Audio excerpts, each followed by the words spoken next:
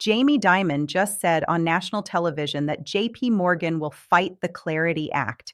The White House hit back within hours, and the CEO of the Crypto Council called out every single false claim the bank lobby made, line by line, section by section.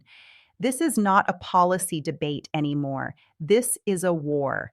And the side that wins determines whether the next financial system gets built in America or somewhere else. This is not financial advice. This content is for educational and informational purposes only.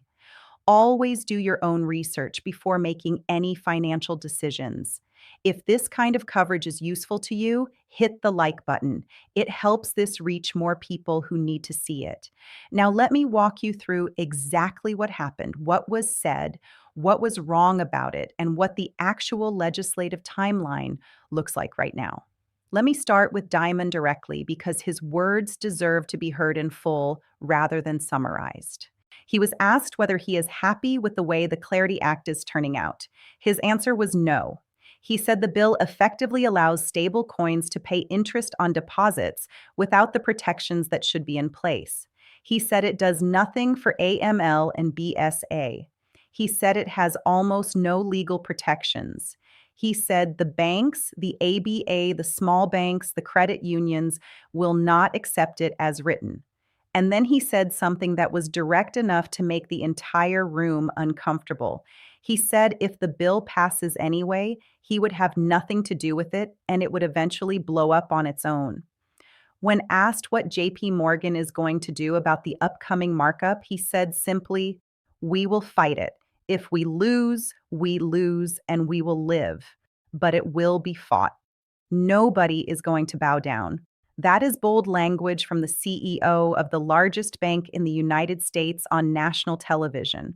But this is the part almost nobody understands. Every single substantive claim Dimon made about the bill is factually incorrect. And the White House, Senator Lummis's office, and the CEO of the Crypto Council all responded within hours with the specific bill sections that contradict each claim he made. Let me walk through the corrections because they matter more than the drama. Dimon's first claim was that the bill allows crypto companies to effectively pay interest on deposits through stablecoins without proper protections. That is false. Section 404 of the Clarity Act explicitly prohibits digital asset companies from paying any form of interest or yield on stablecoin balances in a manner that is economically or functionally equivalent to the payment of interest or yield on a bank deposit. The bill does not just discourage this practice, it bars it explicitly with strict anti-evasion language and civil penalties for violations. The spokesperson for Senator Lummis was direct. The banks can deal with a bipartisan compromise on stablecoin yield and are making completely false claims about BSA and AML as a last-ditch attempt to poke holes in solid legislation that protects consumers. Fear of competition always brings out an interesting side of people, and that is all this is. Dimon's second claim was that the bill does nothing for AML and BSA. Patrick Witt, the White House's crypto counsel head, responded to that claim directly. He said he finds it hard to believe that the CEO of a major bank could be this uninformed about a major piece of financial legislation. He pointed to Titles 2 and 3 of the Clarity Act, which specifically address BSA and AML requirements. And this is where the story becomes dangerous for the bank lobby's narrative, because the Crypto Council CEO laid out the full picture in detail that the media coverage largely ignored.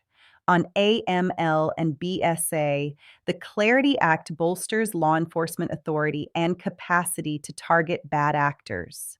It creates clear obligations for digital asset companies to coordinate information sharing with law enforcement.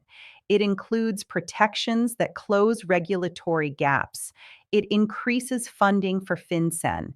These are not cosmetic provisions. These are substantive law enforcement tools written into the text of the bill that Dimon claimed did not exist.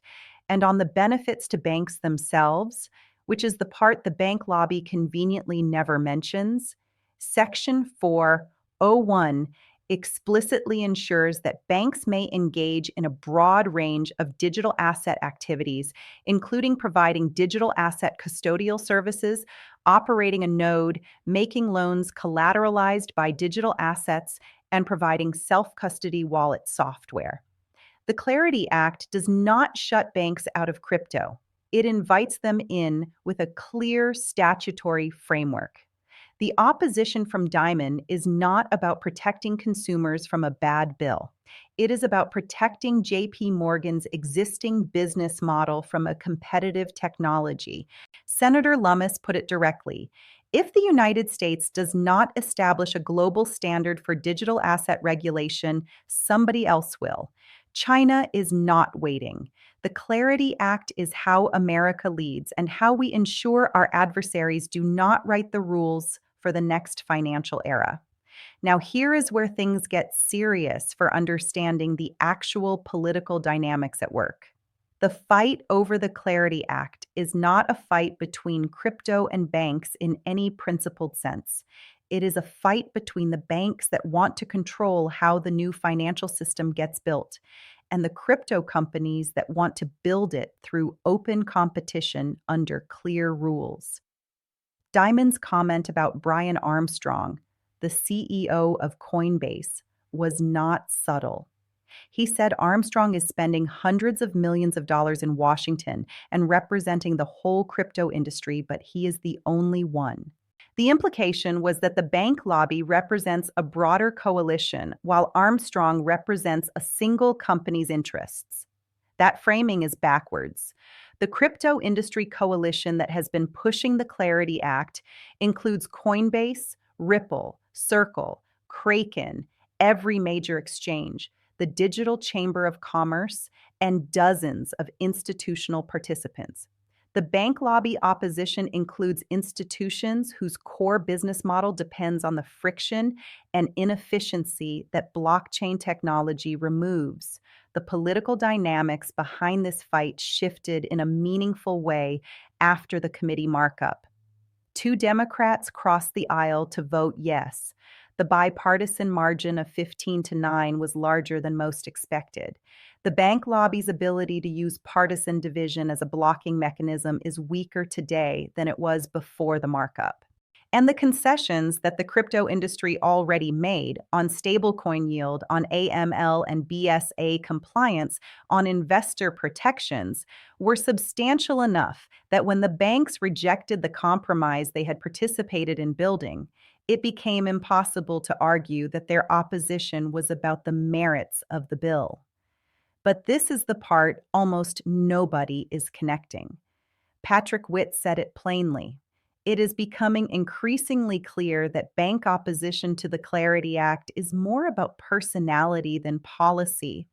What that means in the context of Washington is that the bank lobby's opposition is not producing the kind of bipartisan blocking coalition they would need to kill the bill on the Senate floor. It is producing a political dynamic where voting against the bill means voting with the largest banks against a bill that 52% of American voters support, that the White House is pushing, that the SEC and CFTC are publicly supporting, and that has cleared its first major federal gate with bipartisan votes. The political math of opposing the Clarity Act is getting harder with every week that passes. Now, let me bring in Paul Atkins because the SEC chairman's public statement about the bill this week deserves full attention. He said the SEC is focused on providing clarity to the marketplace. He described distributed ledger technology and blockchain as tools that make transactions more certain and create the prospect of immediate clearance and settlement of transactions on chain. He said T+0 settlement, same day instant delivery versus payment, is a real prospect depending on the instrument. He said the SEC and CFTC have already come out with an interpretive release that divides the world and gives clarity as to what is a security and what is a digital commodity. And he said he has confidence that Congress will adopt the Clarity Act and that the president will be able to sign it, giving them the statutory basis upon which to operate. The SEC chairman of the United States publicly expressing confidence in the Clarity Act passing and being signed into law is not a routine policy statement. It is the regulatory signal that institutional compliance departments have been waiting for. When the chairman of the SEC says he has confidence the law will pass, the internal timelines at every major bank, asset manager, and corporate treasury shift from conditional preparation to active deployment planning. And what happens next changes everything for the legislative timeline. Now, let me give you the actual legislative roadmap because this is where Stephanie Starr's analysis is the clearest picture available. The Banking Committee markup is complete. The Banking Committee approval has passed at 15 to 9. The Agricultural Committee and Banking Committee are now working to merge the final text. That merging process is expected to take approximately 3 weeks after the markup. The final Senate version needs to be published. Senate floor scheduling has to be arranged. Senate debate and a vote have to occur. And then, and this is the step most coverage is leaving out, the bill needs to go back to the House for a final vote because the Senate added approximately 33,000 words of text to the Clarity Act. The Senate version is functionally a different bill from what the House passed in July of 2025. That means the House has to vote on the Senate's version, or both chambers have to go through a conference reconciliation process to produce identical language before anything can reach the president's desk. The White House is targeting July 4th for the presidential signature. That timeline is achievable, but requires the Senate floor vote to happen in June and the House reconciliation to move quickly after that. Every week of bank lobby delay, every procedural obstacle, every amendment fight compresses that window. Senator Lummis's assessment was that it could take around 3 weeks to merge the language after the markup. Today marks the second week of that process, which means we may be entering the most critical stretch of the entire legislative sequence right now. This is not just XRP holders watching anymore. The White House is talking crypto. The SEC is talking crypto. The CFTC is talking crypto. Senators are publicly engaging. Industry leaders are openly pushing for regulatory clarity. And bank CEOs are going on national television to oppose the bill, which means the fight is public, visible, and politically consequential in a way it was not when it was being fought quietly in committee rooms. Now, here is where things get serious for the broader adoption timeline question. The director of product at Kraken offered a perspective this week that generated real discussion. He said building products to unlock crypto for the next billion users is ultimately revolutionary technology. He said money, value, and assets are just information systems, a big ledger that moves around units of account of what people owe, whom for what goods or services. He said it does not make sense that all of this should not live in an internet native way for an internet native economy. And then he gave a timeline that surprised a lot of people. He said it is going to take another decade or two to get to the point where everyone is using stablecoins and AI agents are natively transacting in them. A decade or two. That is the honest engineering perspective from someone building the infrastructure, and it is worth sitting with seriously rather than dismissing, because the gap between where the technology is today and where full mass adoption lives is real. The pipes are being laid, the valves are being tested, the regulatory frameworks are being finalized.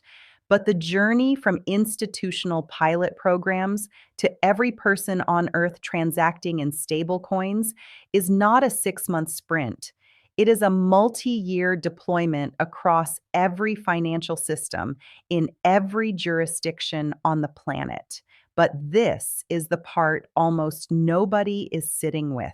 The decade or two timeline for full mass adoption does not change the near-term investment thesis.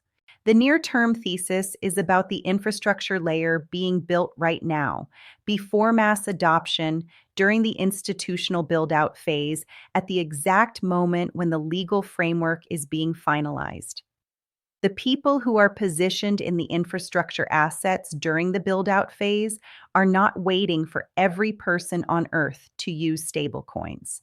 They are positioned for the institutional deployment wave that happens in the next 2 to 4 years as the Clarity Act passes, as the DTCC tokenization service launches, as the 24/5 equity trading infrastructure goes live, as the Fortune 500 corporate treasuries adopt blockchain rails.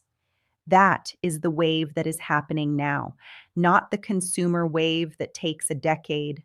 The consumer wave follows the institutional wave, and the institutional wave is starting right now. Now, let me bring in the Iran development because it connects directly to the broader thesis about why crypto infrastructure matters at the nation-state level. Treasury Secretary Scott Bessent confirmed this week that the United States government has seized approximately $1 billion in Iranian crypto assets. He said they froze Iranian bank accounts and seized the crypto outright. He described working with allies across Europe to seize villas, houses, and properties that represent money stolen from the Iranian people. The mechanism is interesting and important. The U.S. government was able to seize a foreign nation-state's crypto holdings through coordination with allies. That capability represents exactly the kind of sovereignty-level financial tool that the new digital asset infrastructure enables. It also raises a question that nobody is fully asking. If the United States can seize $1 billion in Iranian crypto, what does that tell us about how the U.S. government actually views the property rights and traceability features of public blockchain infrastructure? It tells you that the U.S. government understands public blockchains well enough to use them as geopolitical financial tools, and a government that understands the technology well enough to confiscate $1 billion in a foreign nation's crypto holdings is a government that is not going to allow that same technology to be killed by a domestic bank lobby that is afraid of competition. And this is where the story becomes dangerous to underestimate. Let me bring everything together. Jamie Dimon said JP Morgan will fight the Clarity Act. His specific claims about the bill's AML, BSA, and stablecoin yield provisions were factually incorrect and corrected publicly by the White House, Senator Lummis's office, and the Crypto Council CEO within hours. The bank lobby opposition is being framed by the administration as fear of competition rather than substantive policy concern. Paul Atkins confirmed the SEC has confidence the Clarity Act will pass and be signed into law. The legislative process is in the most critical stretch right now. 3 weeks to merge the Senate Banking and Agricultural Committee texts, then floor scheduling, then a vote, then House reconciliation, then the presidential signature. The White House is targeting July 4th. The Kraken product director gave an honest decade or two timeline for full mass adoption, which is worth respecting as an engineering reality, while recognizing that the institutional deployment wave happening right now is a separate and nearer term event. The U.S. government seized $1 billion in Iranian crypto, demonstrating sovereign-level capability with public blockchain infrastructure, and 88% of global crypto trading volume currently occurs on non-U.S. exchanges, with only 19% of crypto developers located in the United States, which is what the Clarity Act is designed to reverse. The fight Dimon described on national television is real, it is intense, it is consequential. But the political coalition behind the Clarity Act, the White House, the SEC, the CFTC, 52% of American voters, a bipartisan Senate committee majority, And the institutional players who have spent years building toward this regulatory moment is stronger than the bank lobby opposition. The banks can fight the legislation. They cannot fight the technology.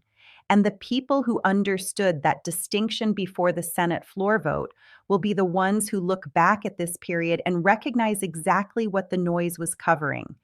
Support the content with a like and a comment. Subscribe so you do not miss the breakdown when the Senate floor vote is scheduled, when the merged bill text is published, when the 60 vote count becomes public, and when the presidential signature lands on July 4th. The fight is public now. The timeline is visible. And every step forward in the legislative process is another domino falling toward the moment this entire thesis becomes impossible to ignore. I will see you in the next one.